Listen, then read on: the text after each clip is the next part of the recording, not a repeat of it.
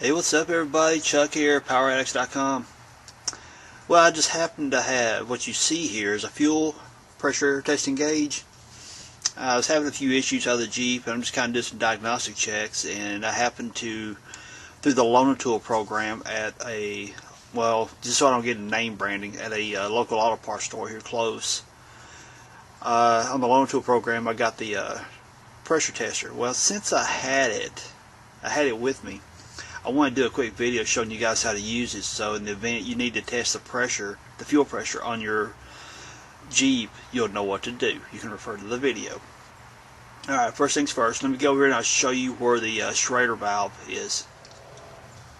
Just in case you guys haven't checked out any of my other videos, this particular motor is the inline 6-cylinder 4.0 liter. And now let's show you where the Schrader valve is to test your fuel pressure. Okay. Yeah, I cut my finger last night. This is the fuel pressure regulator. We're gonna refer to this here in a moment. Into the valve cover, come back. Here's where you put your oil in. Come straight back. Right, see right here? That is the Schrader valve. That is where you will test your fuel pressure from.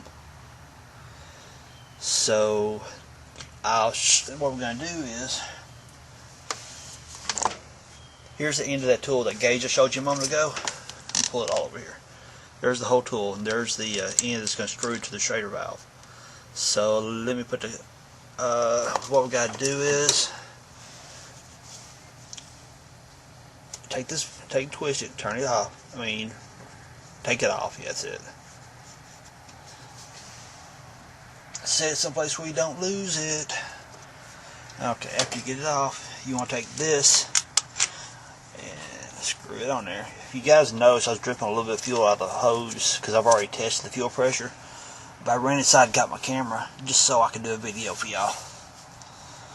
Alright, there you go. I got it screwed into the Schrader valve. It does not have to be crazy tight. Just once you feel it make contact, give it a good hard bump and you're good to go. Now, I've got the gauge laying here, but that is a bad thing. Come outside the fender. See, here's the hose. I got it stretched out over here so I don't get into the fan blades or anything. Now, let's start the Jeep. Okay, I hope you guys can hear me. Right here, you see the gauge. It's right at 31 pounds, which is correct. At idle, with the fuel pressure regulator, with the vacuum line on the regulator, 31 pounds is good pressure.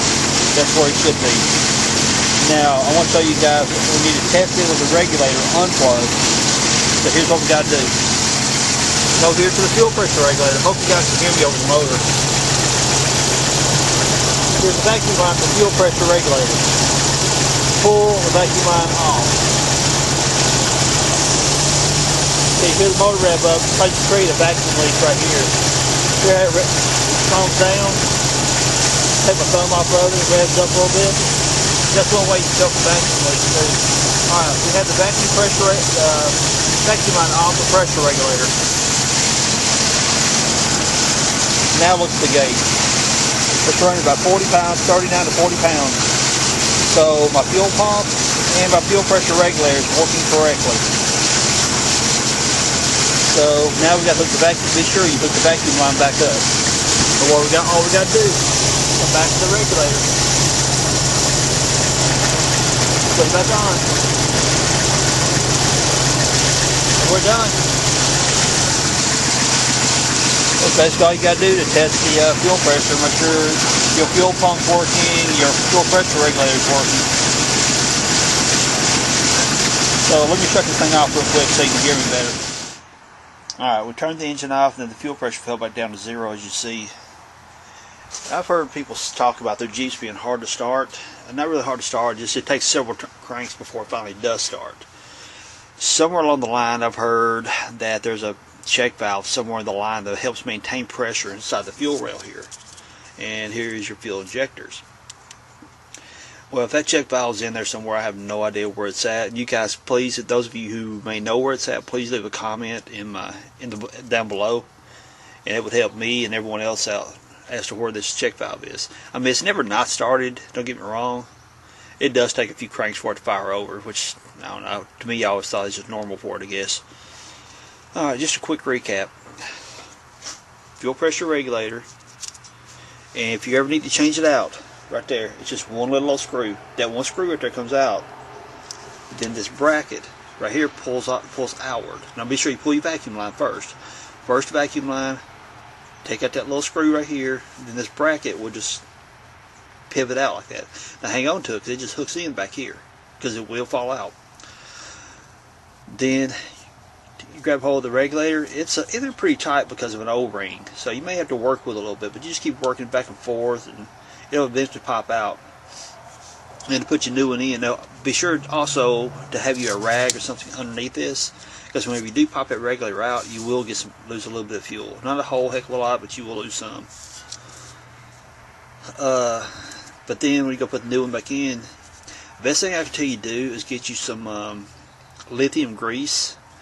There's a rubber seal up inside here. You put a little bit of lithium grease around that seal, so that when you put it in, it goes in a lot easier. If you try to put it in dry, it is a beast getting up in there. Or it can be, put it that way. But just put your little bit of light oil, light grease, or something like that, and slide it up in there. Okay, it didn't sound right. But anyway, you got my point. Then you're going to put this on, tighten up that screw, pop your vacuum line on, and you just changed out fuel pressure regulator. Now, to recap further, okay, here's your fuel rail, here's your injectors, and this right here is where the port is to test your fuel pressure. So, there you go.